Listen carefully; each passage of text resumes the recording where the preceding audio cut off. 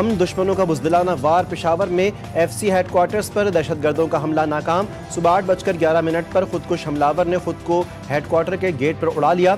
2 دہشت گردوں نے اندر جانے کی کوشش کی۔ سیکیورٹی فورسز نے دونوں حملاور کو گیٹ پر ہی ہلاک کر دیا۔ دہشت گردوں کے حملے میں 3 ایف سی اہلکار شہید، 2 زخمی ہوئے۔ تینوں دہشت گرد افغان نکلے۔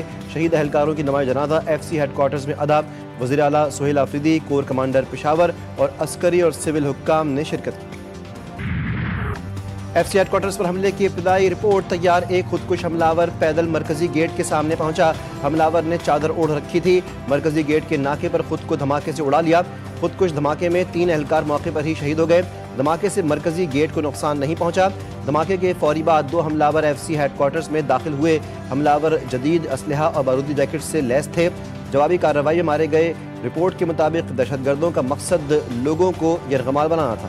3 حملاور مجموعی طور پہ تھے اور انہوں نے انٹری کی ہے، 2 نے انٹری کی ہے، ایک گیٹ پہ اس نے اپنے آپ کو بلاسٹ کیا۔ اوور آل جو سچویشن ہے خیبر پختونخوا میں اور ملک میں تو ہائی الرٹ پر ہیں۔ آپ یہی دیکھیں کہ اسی اپنی الرٹنس کی وجہ سے وہ اندر نہیں داخل ہو سکے اور ان کو گیٹ پہ ہی نیوٹرلائز کر دیا گیا ہے۔ یہ کسی بھی بیرک میں کسی بھی جگہ پہ جا کر اور ہاسٹیج سچویشن بنا سکتے تھے، لیکن ہم سمجھتے ہیں کہ ہمارے جوانوں نے جو فیڈرل کانسٹیبلری کے تھے انہوں نے فوری طور پر رسپانس کیا۔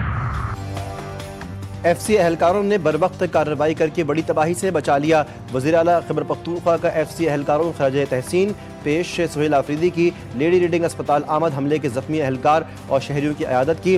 میڈیا سے گفتگو میں کہا کہ ایسی بزدلانہ کارروائیاں ہمارے حوصلے پست نہیں کر سکتی۔ دہشت گردی کے خاتمے کے لیے اقدامات اٹھا رہے ہیں۔ گورنر خیبر پختونخوا فیصل کریم کنڈی کی F C headquarter Peshawar پر حملے کی مذمت۔ کہا کہ ایف سی کے جوانوں نے شہادت دے کر اپنے دیگر ساتھیوں کو بچا لیا۔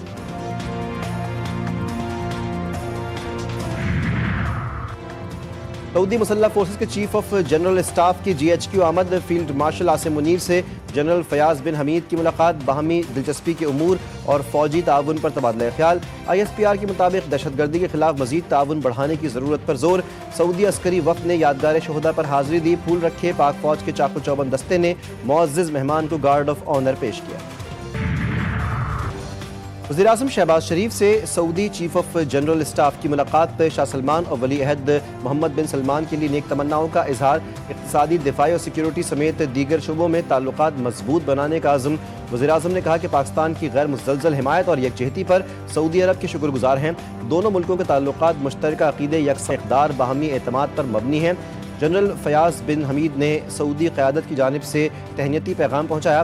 اسحاق ڈار، وزیر دفاع خواجہ آصف، فیلڈ مارشل عاصم منیر ملاقات میں موجود تھے۔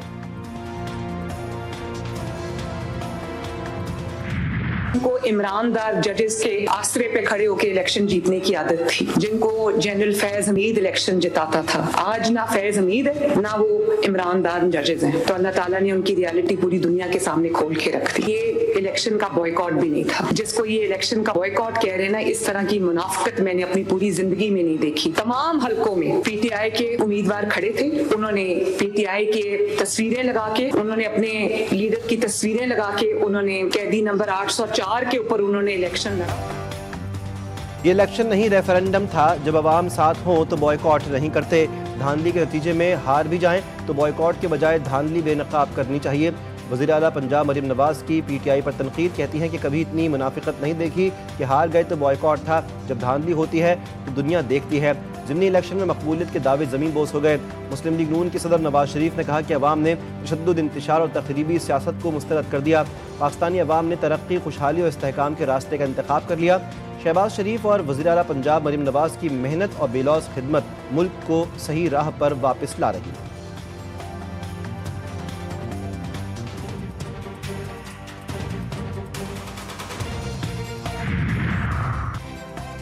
ضمنی انتخابات میں مسلم لیگ نون کے کلین سویپ نے قومی اسمبلی میں نمبر گیم بدل دیا۔ حکمران جماعت کا سادہ اکثریت کے لیے سب سے بڑی اتحادی پیپلز پارٹی پر انحصار بھی ختم ہو گیا۔ نون لیگ ایوان میں 132 سیٹوں کے ساتھ سب سے بڑی جماعت بن گئی۔ نون لیگ کو 336 اراکین پر مشتمل ایوان میں 170 اراکین کی حمایت مل گئی۔ قومی اسمبلی میں ایم کیو ایم کی 22، مسلم لیگ قاف کی 5، استحکام پاکستان پارٹی کی 4، Muslim League Zia, B A P, national party کی 1 اور آزاد ارکان کی تعداد 4 سے پیپلز پارٹی کے اراکین کی تعداد 74 ہو گئی۔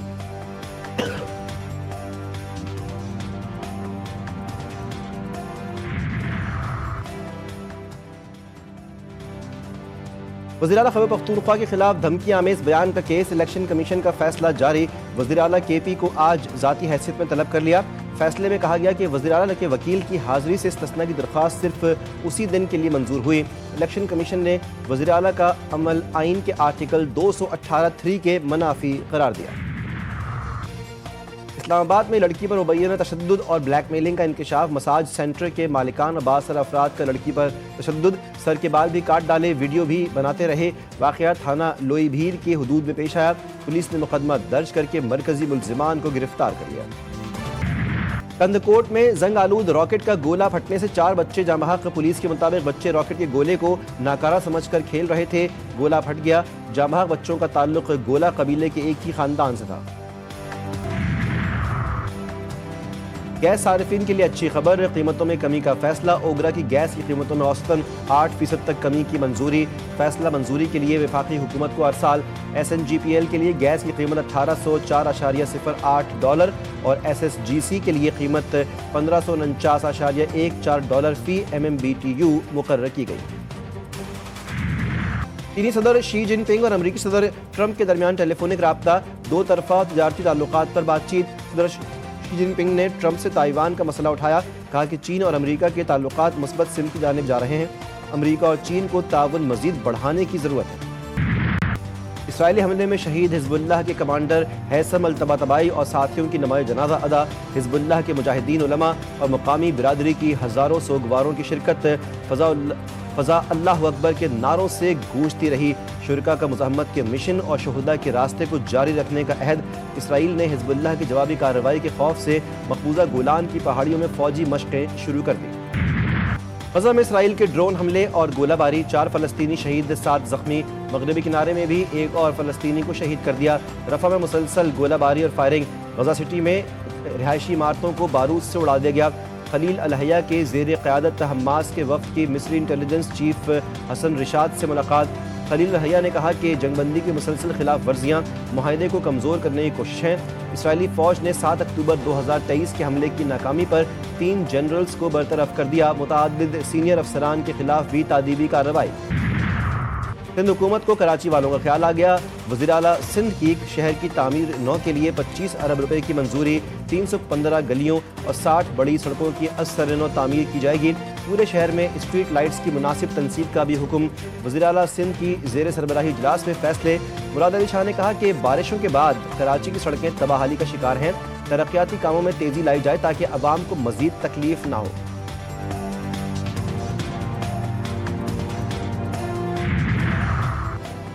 معاملات طے پا گئے، گرین لائن منصوبے پر آج سے کام کا آغاز۔ میئر کراچی مرتضی وہاب کا وفاقی حکومت کے نمائندے اور MQM رہنماؤں کے ساتھ گرین لائن کامن کوریڈور کا معائنہ۔ میئر کراچی نے کہا شہر کو مزید پروجیکٹس کی ضرورت ہے۔ امین الحق نے کہا کراچی کی ترقی اور بہتری کے لیے تمام اسٹیک ہولڈرز ساتھ ہیں۔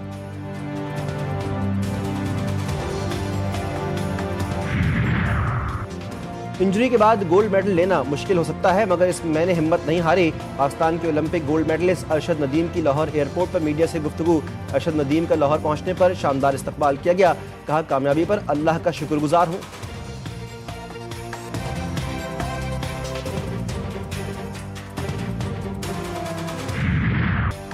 اور رنگوں، تحریر اور تخلیق کا حسین امتزاج لیے اسلام آباد میں سجی تصویری نمائش، آرٹ پیسز نے فنکاروں کی محنت کو اجاگر کیا، بلکہ شہریوں کی توجہ بھی سمیٹ لی۔